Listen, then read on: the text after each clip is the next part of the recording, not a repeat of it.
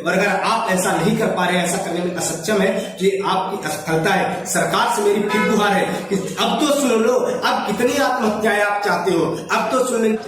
साल था 1999, एक फिल्म आई थी, नाम था सरफरोश। उसका एक गाना काफी फेमस हुआ था कि जिंदगी मौत न बन जाए, इसको संभालो यार।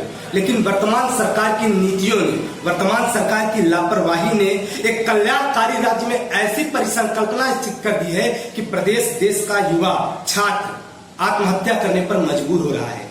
खरगोन के एक युवक जिसका शिक्षक नियुक्ति में चयन हो गया था, लेकिन राज्य सरकार, मध्य प्रदेश सरकार ने उसकी नियुक्ति अभी नहीं दी थी, उसने आत्महत्या कर ली। इस आत्महत्या की घटना को मैं आपको बताऊंगा, लेकिन उससे पहले आपसे एक निवेदन कि दोस्तों, जिंदगी में परिस्थिति कैसी भी हो, कितनी भी कठिनाई हो, लेकिन आत्महत्या जैसा कदम नहीं उठाए, क्योंकि आपकी जिंदगी के साथ न केवल आप बल्कि आपके माता पिता के सपने और न जाने कितने लोगों की जिंदगियां, कितने लोगों की खुशियां आपसे जुड़ी होती हैं। तो परिस्थिति कैसी भी हो, आप लोग कभी भी आत्महत्या जैसी कदम न उठाएं। अब आते हैं मुद्दे पर। यह दुखद घटना है खरगोन की, जहां चयनित शिक्षक ने आत्महत्या कर ली है। मध्य प्रदेश में चयनित शिक्षक 3 सालों से नियुक्ति का इंतजार कर रहे हैं। इसे लेकर शिक्षकों ने कई बार प्रदर्शन भी किए, लेकिन सरकार की तरफ से नियुक्ति देना तो दूर, किसी भी तरह की प्रतिक्रिया भी नहीं दी गई।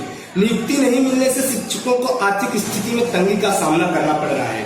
वहीं आज प्रदेश में 3 सालों से नियुक्ति का इंतजार कर रहे युवक राकेश पाटीदार ने आत्महत्या कर ली। आज उसने अपने परिवार को अलविदा कह दिया।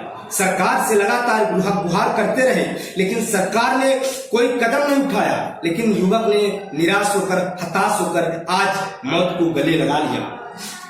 प्रदेश में पहले धार में चयनित शिक्षक की आत्महत्या का मामला और अब उसके बाद खरगोन जिले में युवक की आत्महत्या का मामला सामने आया है।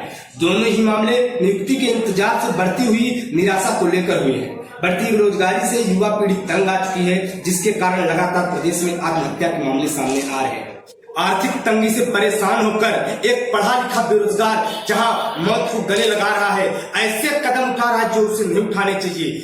और दूसरी तरफ सरकार की कानों में अभी तक दूध तक नहीं देख रही है। क्या यह सरकार की जिम्मेदारी नहीं होती है कि उन युवाओं के दुखों को समझे, उनके इस पीड़ा को समझे, उनकी जो आज 3 सालों से नियुक्ति का इंतजार कर रहे हैं, उस नियुक्ति को तो कम से कम पूरी कर दें। आप नई वैकेंसियां भले ही नहीं दे रहे हैं, लेकिन जिस व्यक्ति ने सारे स्टेप, सारे फेज पार कर लिए हैं नियुक्ति पाने के, उसे तो अब आप नियुक्ति दे दीजिए। क्योंकि जिस तरह की घटनाएं मध्य प्रदेश में, न केवल ये 1-2 घटना चयनित शिक्षक संघ की मैं आपको बता रहा हूँ, पिछले कुछ वर्षों में आत्महत्या के कई मामले आए हैं। सरकार को इस बारे में सोचना चाहिए, क्योंकि एक कल्याणकारी राज्य में आपका यह दायित्व होता है कि राज्य के प्रत्येक व्यक्ति की जो उसकी मांग है, उसकी जो निर्भरता है, उसको आप पूरी करें। और अगर आप ऐसा नहीं कर पा रहे हैं, ऐसा करने में असक्षम है, तो ये आपकी असफलता है। सरकार से मेरी फिर गुहार है कि अब तो सुन लो, अब कितनी आत्महत्याएं आप चाहते हो, अब तो सुन लो। चयनित शिक्षक संघ की शिक्षकों की गुहार, इनकी नियुक्ति अब तो पूरी कर दो। और साथ ही साथ आप सबसे भी एक निवेदन है